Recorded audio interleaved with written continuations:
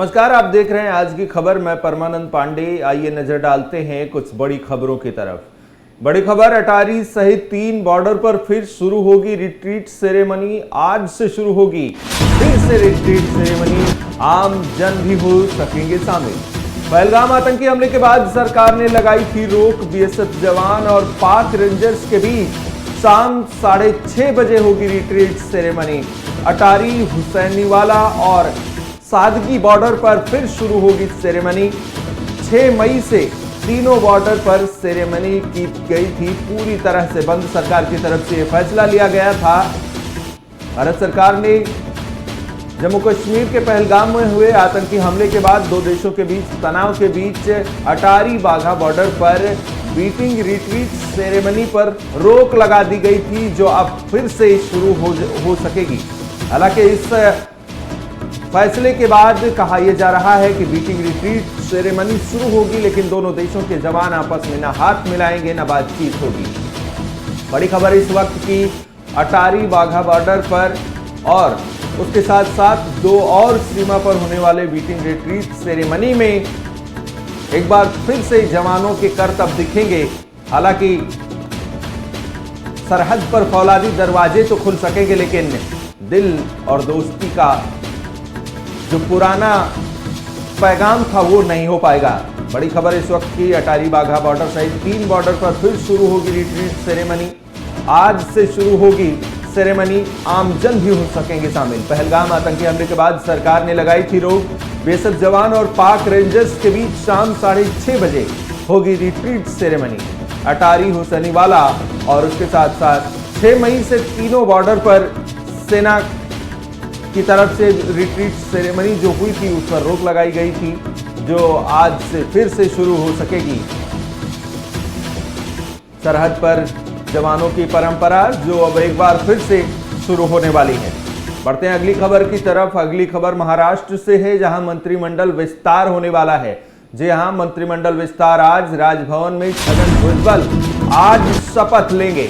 NCP के छगन भुजबल मंत्री पद ग्रहण करेंगे। महाराष्ट्र में आज मंत्रिमंडल विस्तार होना है। बड़ी खबर महाराष्ट्र की राजनीति को लेकर, जहां मंत्रिमंडल विस्तार के जरिए छगन भुजबल को मंत्री पद दिया जाएगा। छगन भुजबल पुराने नेता और एक मंझे हुए नेता जो मंत्रिमंडल विस्तार के जरिए कैबिनेट का हिस्सा हो सकते हैं। बड़ी खबर इस वक्त की महाराष्ट्र से, जहां मंत्रिमंडल विस्तार होना है और इस मंत्रिमंडल विस्तार में छगन भुजबल का मंत्री पद पर ताजपोशी की जा सकती है। महाराष्ट्र की राजनीति के लिहाज से ये बड़ी खबर। छगन भुजबल पुराने और मजे हुए नेता और अब उनको मंत्रिमंडल विस्तार के जरिए मंत्री पद दिया जाना है। देखिए, माननीय छगन भुजबल जी, इन्होंने उनका संपूर्ण जीवन नगर सेवक से लेके उप मुख्यमंत्री तक उन्होंने काम किया है। ओबीसी समाज का एक बहुत बड़ा आंदोलन भी वो इस महाराष्ट्र में खड़ा उन्होंने किया था। ओबीसी लीडर के नाम से भी जाने जाते हैं। और साथ साथ में माननीय देवेंद्र जी, अजीत दादा, एकनाथ शिंदे जी, हमारी टीम में माननीय मुख्यमंत्री जी के नेतृत्व में छगन भुजबल जी का समावेश ये महाराष्ट्र के लिए मजबूती देने वाला एक अत्यंत महत्व का विषय है। मैं अजित पवार जी को अभिनंदन करता हूँ, आभार व्यक्त करता हूँ। उन्होंने छगन भुजबल जी को उनके पार्टी से उन्होंने मंत्रिमंडल में समावेश किया, क्योंकि अजित दादा का निर्णय है किसको लेना चाहिए था, किसको नहीं लेना चाहिए था। लेकिन छगन भुजबल जी को लेने से अजित पवार जी ने जिस प्रकार से एक अच्छा काम किया है, मैं उनका आभार व्यक्त करता हूँ। और मुझे विश्वास है कि माननीय देवेंद्र फडणवीस जी की सरकार, हमारी सरकार जो बनी है, ये सरकार ने जो विकसित महाराष्ट्र का संकल्प किया है, वो संकल्प को छगन भुजबल जी पूरी मजबूती के साथ हमें साथ देंगे। एक महत्वपूर्ण अनुभव उनका महाराष्ट्र सरकार में काम में आएगा। देखिए, एनसीपी अजीत गुट के एक कद्दावर नेता छगन भुजबल, जिनकी महाराष्ट्र की राजनीति में बड़ा हस्तक्षेप रहा है और आजीवन महाराष्ट्र की सियासत को अपना समय देने वाले छगन भुजबल को आज मंत्रिमंडल विस्तार के जरिए मंत्री पद का शपथ दिलाया जाएगा। और ये बड़ी खबर इस वक्त की महाराष्ट्र की राजनीति के लिहाज से अगर देखें तो छगन भुजबल ओबीसी समाज के वोट बैंक पर अच्छा खासा पकड़ रखते हैं और इसी के चलते अब एक और कैबिनेट के चेहरे में शामिल छगन भुजबल की तरफ से राजनीतिक लिहाज से ये बड़ी खबर।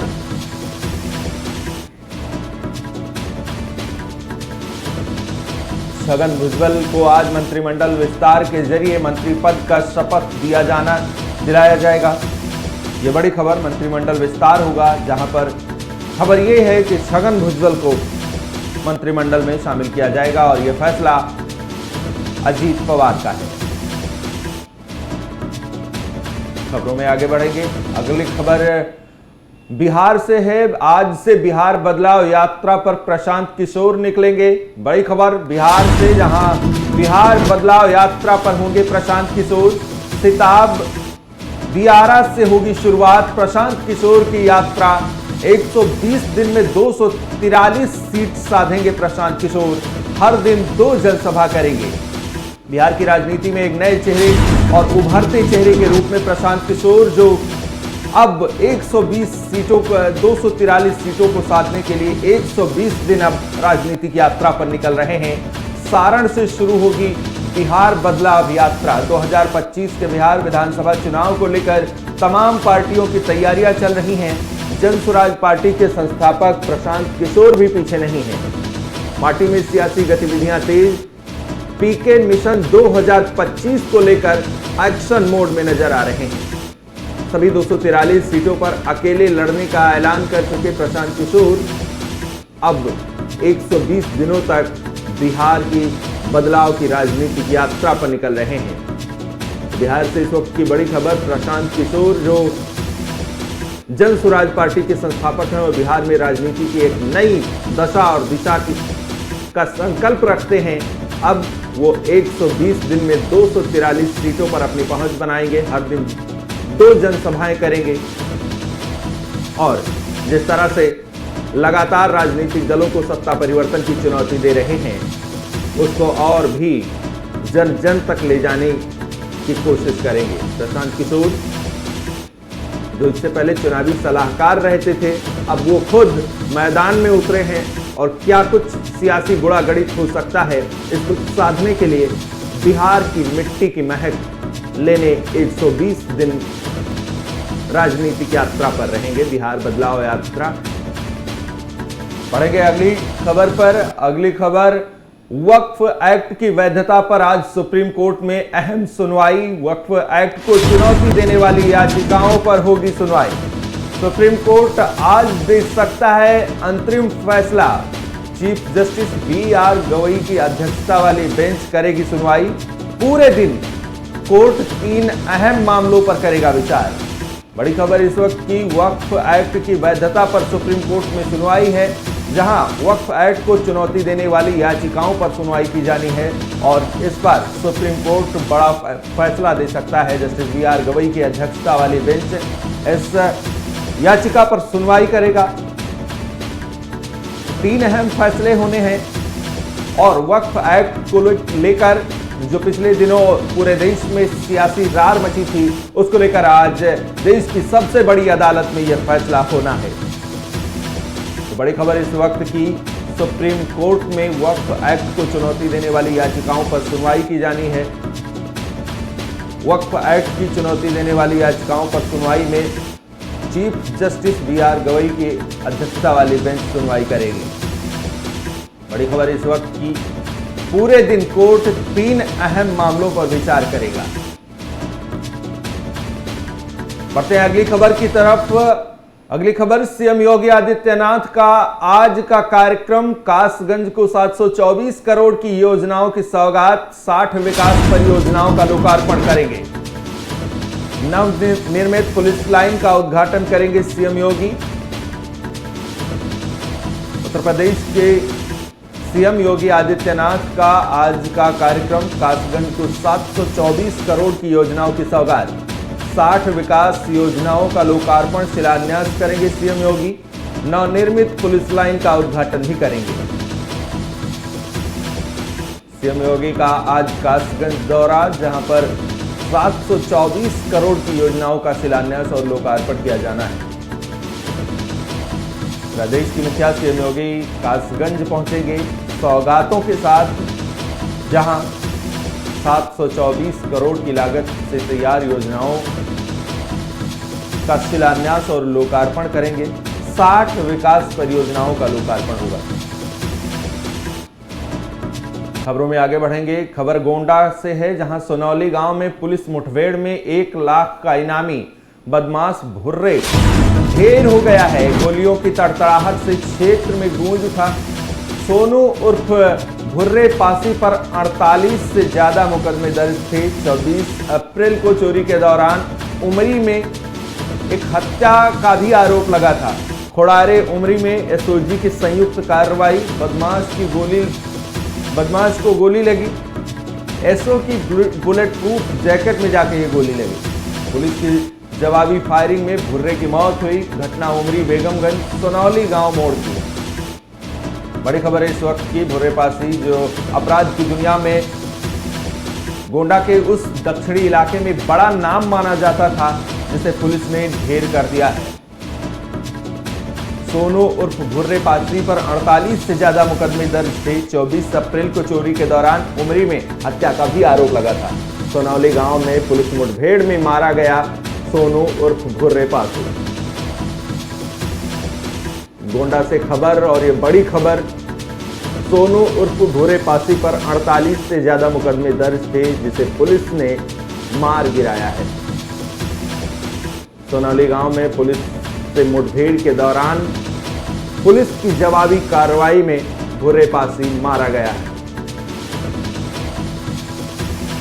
और अब बढ़ेंगे अगली खबर की तरफ। अगली खबर देहरादून से है। देहरादून प्रदेश में आज बदल सकता है मौसम का मिजाज। उत्तरकाशी, चमोली, पिथौरागढ़ में ओलावृष्टि का अलर्ट। पौड़ी, देहरादून, अल्मोड़ा, नैनीताल, चंपावत में भी बारिश की संभावना। तो पहाड़ पर मौसम लगातार करवट ले रहा है और अब पहाड़ी क्षेत्रों में बारिश और ओलावृष्टि के अलर्ट भी जारी किए जा रहे हैं। देहरादून से मौसम विभाग की यह खबर। पौड़ी, देहरादून, अल्मोड़ा, नैनीताल, चंपावत में होगी बारिश। प्रदेश में आज बदल सकता है मौसम का मिजाज। ये बड़ी खबर। उत्तरकाशी, चमोली, पिथौरागढ़ में ओलावृष्टि का भी अलर्ट जारी किया गया है। बड़ी खबर। उत्तरकाशी, चमोली, पिथौरागढ़ में ओलावृष्टि हो सकती है और पहाड़ पर मौसम अब अपना मिजाज बदलने वाला है। देहरादून से मौसम विभाग की तरफ से ये जानकारी दी गई कि पहाड़ी क्षेत्रों में अब मौसम करवट लेने वाला है, जहां ओलावृष्टि के साथ भारी बारिश के भी आसार जताए जा रहे हैं। पहाड़ व उच्च हिमालयी क्षेत्र में ओलावृष्टि और भारी बारिश की संभावना, वहीं निचले पहाड़ी हिस्सों में बारिश के साथ साथ तेज हवाएं चलने का आसार लगाया जा रहा है।